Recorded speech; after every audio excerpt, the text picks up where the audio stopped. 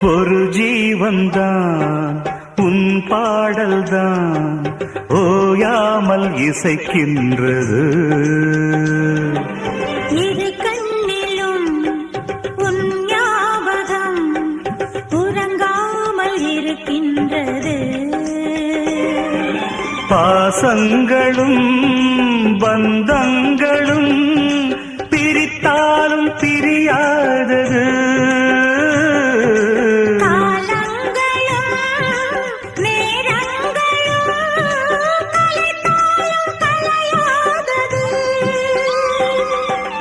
ஒரு ஜீவன்தான் உன் பாடல்தான் ஓயாமல் இசைக்கின்றது.